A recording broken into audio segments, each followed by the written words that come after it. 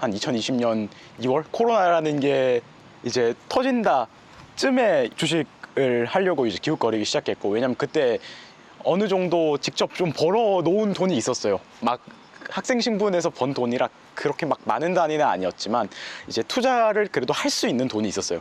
그래서 그때 투자를 한번 해볼까 라는 걸로 그냥 진짜 한국 주식 투자를 시작을 했었고요.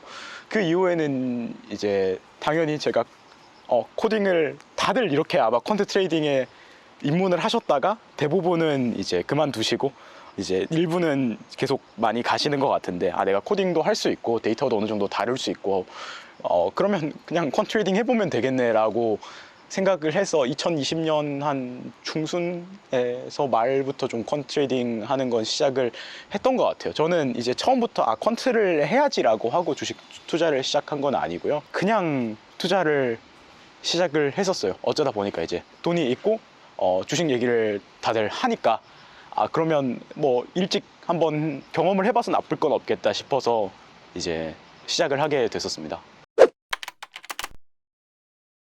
저는 처음엔 계속 나빴어요. 그냥 흔히 계좌가 마이너스 90% 이상으로 가면, 고점 대비 그냥 마이너스 90% 이상으로 가면 10배를 벌어야 되잖아요. 그냥 사실은 그냥 일을 해서 채워 넣는 게 더 빠른 거죠. 그러니까 10배를 벌어야 되니까. 그러니까 그걸 보통 깡통이라고 하는데, 아마 그 스테이지 한 3번 정도 갔던 것 같아요. 벌고 잃고 벌고 잃고 벌고 잃고 그렇게 해서. 저는 처음에는 그냥 한국 주식에 사람들이 하는 것처럼 그냥 대형주 위주의 투자를 했었고, 그러다가 이제 재미가 없으니까 조금 낮은 타임프레임에 손매매도 좀 해보다가 엄청나게 위험한 이제 미국의 그 한창 슈퍼스탁이 엄청 많이 떴을 때가 있었어요. 우리가 어느 정도를 슈퍼스탁이라고 하냐면 미국은 상한가가 없잖아요. 그러니까 하루에 400% 500%가 움직이는 거예요. 웬만한 코인보다 변동성이 훨씬 큰 주식들이죠. 나스닥에 상장돼 있는 그런 것도 거래를 했었고, 하루에 50% 벌고 그 다음날 이제 다시 반 까먹고, 그럼 이제 마이너스 25%죠 정수익률이. 뭐 이런 식으로 투자를 되게 다양하게 했었어요. 그 다음에 이제 그런 식으로 해서 한번 다 잃고, 그러면 나는 착실하게 돈을 다시 모아서 ETF 투자를 해야겠다, 안정적으로. 그럼 ETF 투자도 해봤었고. 그러니까 시중에 나와 있는 투자 방법이 되게 여러 가지가 있잖아요. 그냥 진짜 10초, 20초 단위로 끊어먹는 스캘핑부터 그 다음에 자산 배분 투자까지 뭘 해도 안 되다 보니까 잃을 수 있는 모든 방법으로 다 잃고 나서야 그때부터 이제 돈을 번 건 아니고 손실이 안 나기 시작했어요. 내가 계좌가 적어도 깡통으로는 가지 않는구나를 느낀 게, 내가 잃을 수 있는 방법으로 다 잃어봤다 라고 생각이 될 때쯤이었고요.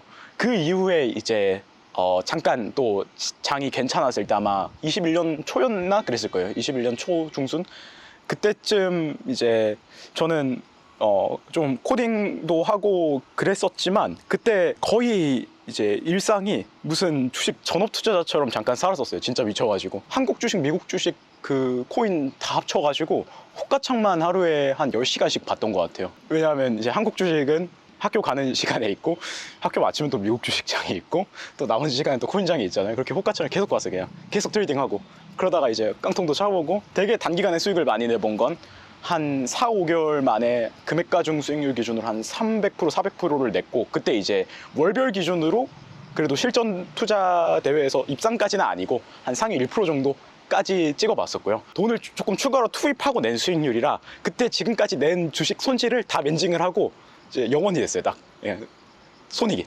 총손익이. 그래서 그때부터 이제 내가 그럼 지금까지 주식 투자를 하면서 어느 정도 이제 뭔가 해본 게 있잖아요. 그래서 난 재무제표도 받고, 책도 한 수권 읽었고, 그 다음에 차트도 받고, 이것저것 다 해봤으니까 그럼 이걸 이제 데이터에다 적용을 해보자 라고 하고, 그때부터 좀 퀀트 투자를 시작을 했던 것 같아요. 사실은 이제 실제로 실전 투자를 하기 전에 한 몇 개월, 한 6개월 정도를 그냥 리서치만 했던 것 같고, 파생 상품은 크게 하지는 않았었고, 뭐 성과도 좋지 않았었고, 한국 주식 그 다음에 이제 크립토로 거의 괜찮게 그냥 계좌가 굉장히 위험한 순간에는 가지 않는 식으로 지금까지 투자를 해오고 있습니다.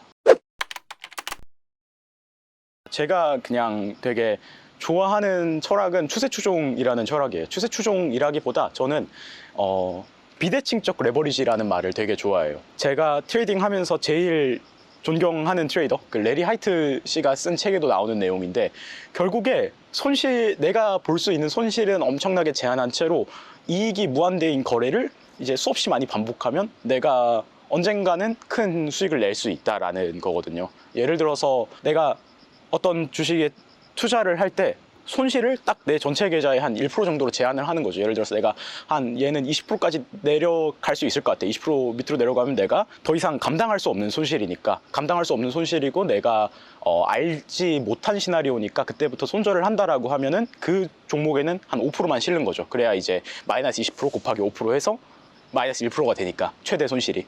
그런 식으로 이제 손실은 제한해 놓고 수익은 계속 끌고 가는 거죠. 수익이 나면 오히려 자금을 더 투입하고.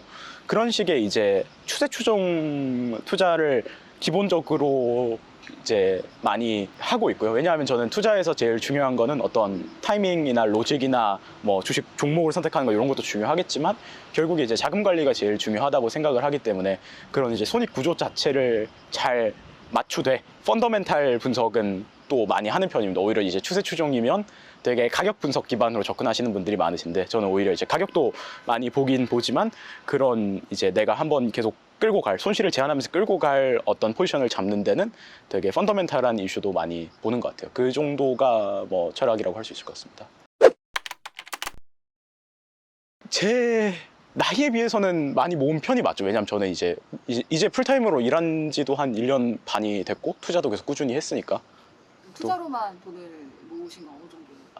투자로만 그게 계산을 안 해봤어요. 왜냐하면은 계속 그냥 들어오는 월급을 엄청 꽤 모으는 편이었다 보니까 들어오는 월급도 모으고 그냥 그걸로 계속 투자하고 하다 보니까 그래도 막 액수를 언급하기는 그런데 그냥 그럭저럭 이제 쓸만한 차를 한 대 굴려도 막 재정 상태에 지장이 가지 않는 정도.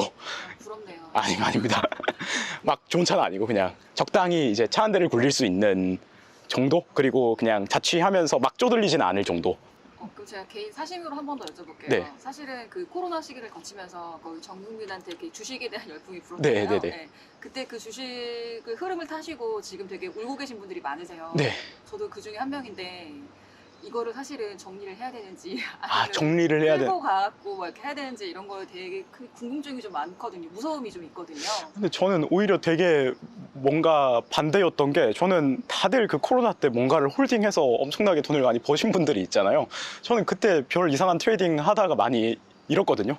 잃고 오히려 이제 거기서 이제 상승장에도 이렇게 잃을 수가 있구나 라는 걸 깨닫고 그 방법을 배제하고 나서는 그렇게 손실이 되게 마음이 엄청나게 아플 정도로 크게 나는 일이 잘 없었어요.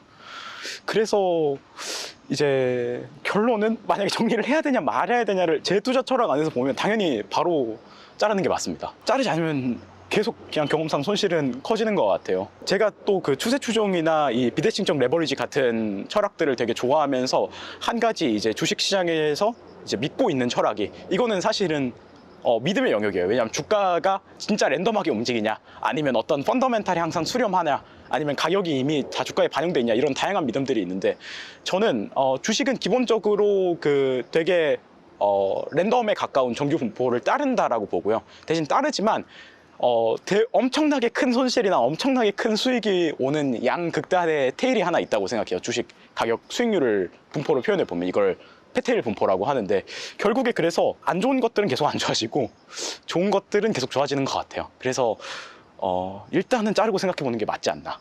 그게 당장 좋은 결정인지 안 좋은 결정일지는 당연히 가봐야 하는 거겠지만 꼭 주식만 투자를 해야 되는 건 아닙니다. 다른 투자 상품이나 다른 자산 배분 방법을 찾아보시는 것도 굉장히 재정 상황 복구에 많은 도움이 될 것 같습니다. 꼭 이제 주식으로만 돈을 벌어야 되는 것도 아니고 투자로 꼭 돈을 벌어야 되는 것도 아니고 저는 이제 성격상 오기 때문에 몇 번 깡통을 차면서도 계속 그냥 억지로 했더니 그래도 이제 막 내가 떼돈을 벌고 있다까지는 아니지만 그래도 유지가 된다 정도까지 스테이지는 왔는데 꼭 트레이딩이나 투자가 모든 사람이 해야 되는 일이냐라고 하면은 저는 잘 모르겠어요. 적절하게 이제 자산이 잘 배분이 돼 있는 게 좋지 않나.